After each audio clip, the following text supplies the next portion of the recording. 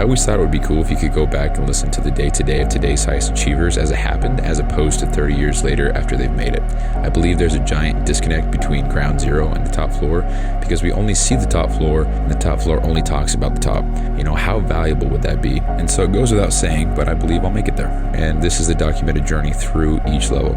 My name is Bryson Sessions, and you are listening to the Bed Podcast. Okay, I just want to prove a point real quick, as if I haven't already. But so right now I'm holding my phone, just recording on the voice memos app, just walking around my room. This is the quality. There's no edits, nothing. This is just how it sounds. Now, if I take my phone, if I come in my closet, I put my phone right here in between some shirts. This is how it sounds, and I think this sounds better than the microphone. I think this sounds incredible. Okay, so this is how this sounds. Now I'm back in my room, and now another test. I'm just gonna lay down on my bed,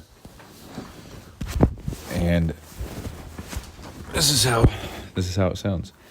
And so this is probably not as good as the closet, but I still think this is really good. A lot of people freak out about not having the best quality, but all it takes is your phone and a bed or clothes in the closet.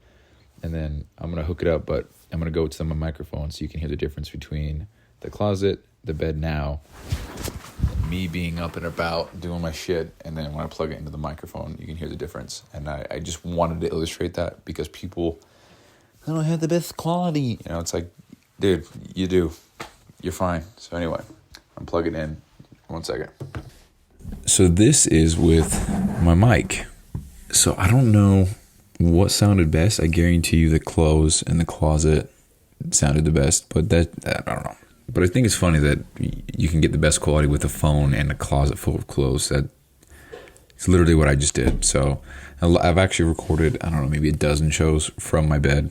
I just leave my phone on the cushion or the blanket or whatever, and it sounds good, so fuck it. But anyway, so in the context of personal growth and I guess just developing myself into something bigger and greater and whatever, someone who can withstand a lot of shit. There's a lot of buzzwords that are thrown around, and I always say buzzwords, and I think it's just me that says buzzwords because there's so many adjectives that describe mental toughness or that encompass mental toughness, and one of those being resilience. And so first of all, I like the word a lot. So if you look at the dictionary definition, it's the capacity to withstand or to recover quickly from difficulties, toughness. So it's how fast you can bounce back from adversity, pretty much. So the ability of a substance or an object to spring back into shape, elasticity. And dude, I don't know, I just think it's sick. Being able to go through some tough shit or some gruesome challenge, or to be in some kind of insane amount of stress, but to be able to just keep on going with all that happening and to even bounce back from that quickly and just be back to your normal self or whatever as soon as something's done, or even during the thing, to be able to bounce back and just keep going. And I'm proud of myself for everything that I've accomplished in the last little bit, but I couldn't have done most of any of this actually without developing these skills, you know, the mental toughness, discipline, resilience, grit, fortitude, perseverance, all the buzzwords, like I always say. But I think resilience has got to be, so discipline's always going to be number one. It changed my life. But resilience comes in at a close second, and that is because, like the dictionary says, the ability to withstand or recover quickly from difficulties. And so when it's 20 degrees outside, and that's cold as shit, for anything below 60 is cold. Anything below 80, not a fan. It's got to be at least 120. So anyway, that being said, having to go outside and do an outdoor workout when it's 20 degrees outside, and then just within 5 minutes of being out there, I'm like, oh, this is great. This is fine. I'm doing hard shit. I'm fine. And then reframing that entire shitty situation into being super uncomfortable or whatever into something where I'm proud of and I can keep going. It just takes all the energy that would have been wasted on that negative thought or whatever and just repurposes it into energy that I would actually need to do the outdoor workout. And so that's one example, but I don't know. I think, like I said, it's a close second for sure. The ability of a substance or object to spring back into shape. So it's like after you go through hell, you just Like, we're back to normal. We'll just keep going, I don't know. I don't think, I could be wrong. I could be way wrong. But Andy Frisella, for example, always says discipline, self-esteem, self-worth, self-confidence, perseverance, fortitude, grit. He never talks about resilience, which I always thought was so interesting, actually. Because I always thought that was better than a lot of the other words. These are all adjectives, but I don't know. Random topic today, but just wanted to try and, I guess, talk about something that's not documenting what I got going on. But I definitely will be doing that here in a sec. Because we got Your New Norm coming up. I don't know when that'll be posted or whatever, but it's going to be video and everything. So that'll be a fun project. So anyway. Yeah, that's a little bit on that. Is this even recording still? Yeah, so that's a little bit on that. That's what I was going to say. There's a lot of things that I'm doing that build that resilience. And that is, well, the main and the biggest one for sure is the ice bath. And a lot of people take ice baths for the benefits and the health and the inflammation reduction and the recovery and the everything. And there's nothing wrong with that. And all the benefits are great, but honestly, I'm just so much more into it for the fact that it is the easiest way, or the most efficient way, we'll say, to practice that and to develop those skills. So if you can be in a very tough situation, a very stressful situation where you're putting yourself under a shit ton of stress, but still be able to function cognitively and still be able to solve problems and still be able to just live life in that very tough situation, that translates obviously into other areas of life. And so if I can do that in freezing cold water, and that goes into business later on where I'm able to, or shit, I mean, I don't know which episode it is, but I talk about how I'm really stressed out about my schedule that's coming up, just everything that I got going on.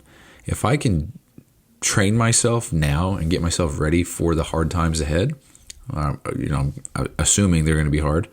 Not assuming they're going to be easy by any means, but if I can get myself ready and trained, if you will, to handle those tough times, then I'm all for it, because I would like to be able to, as easily as possible, coast through the next chapter of. I don't mean coast is like not grow, but if I can just not have any bumps or not have any issues, that'd be great. But if I could still learn the lessons, it's still paradox there. But anyway.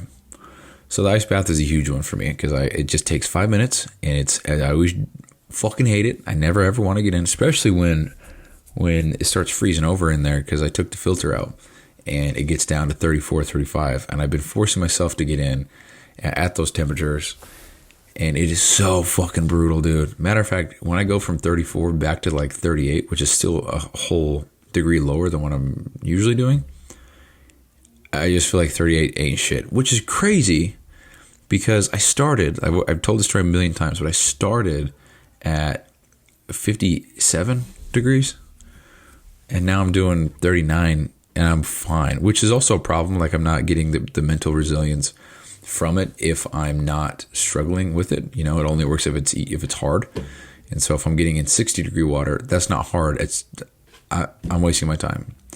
So I guess so that's one of those things where it's like you can only drop it so low and you can only stay in for so long. So where do you go? It's like calories, right? You can only drop them to zero. And then what do you do?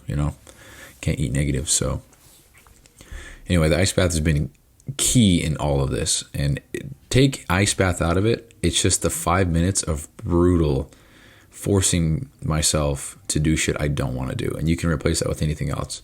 But for me, it's the ice bath because it's simple. It's 5 minutes. You get in, you sit there, and you embrace the suck.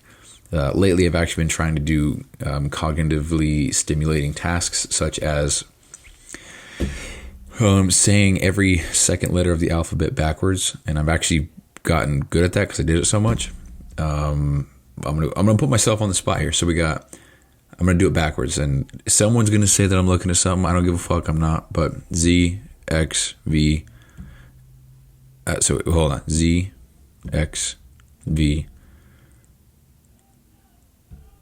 X. Wait. What? Hold on. ZYXWVUTSRQPONMLKJIHGFEDCBA. Okay, so I'm a baller. I know. So hold on. ZX. Okay, I put myself on the spot. Now I look dumb. So, whoops. But I don't give a fuck. Anyway, but I try to do that while I'm in there to further reap the benefits of challenging myself mentally while in very stressful situations. So that's that. The other thing I'm going to talk about, and it's going to be super short and sweet because I'm trying to go to bed, and be honest with you. So okay, also it's April 29th, 8:18 p.m. It's 24 hour, well, let's see, 36 hours out from grabbing the FedEx truck and moving, starting another chapter of my life. So that's exciting. But it's weird because I think I talked about this briefly in another episode, but I'm really looking forward to moving, but I'm not feeling the I wouldn't call it sadness, but I'm not feeling that. I don't know what I'll call it sadness. I'm not feeling that sadness about leaving where I'm at now and going somewhere else. I don't know if that's because I'm just right down the road. I don't know if that's because family and friends are still nearby. I don't know if that's because I'm not going to another state completely and starting fresh again, because I did that 3 times in a row. I don't know what it is, but of course I'm, it's bittersweet, and I'm going to miss everything I've got going on here, of course. But I think it's that excitement for that new chapter in my life and all the challenges that come with it, because there's a lot more that's going to be put on my shoulders and a lot more freedom, which of course means more responsibility, like Uncle Ben says, right?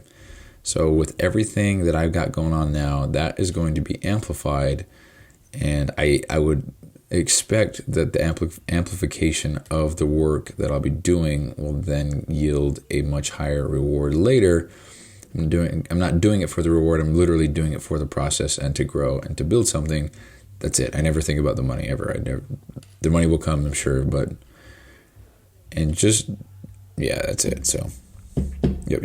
Okay, so, that's it. That's the show. So,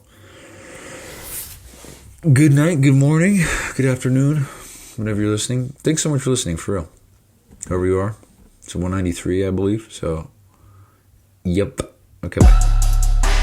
Hey, thanks for listening, and quick reminder here. So this podcast doesn't prioritize professionalism or quality at all. It's just meant to be a shoot from the hip type podcast with the intent just to get a quick message out. So some episodes might be inaudible in 30 seconds, and others might be 45 minutes and super crisp sounding. So all these are being made so that by episode 7,305, which is 20 years, we can come back and see the entire playbook of how I made it to wherever I'm going. So thank you so much for listening. I really appreciate it. I'll talk to you soon.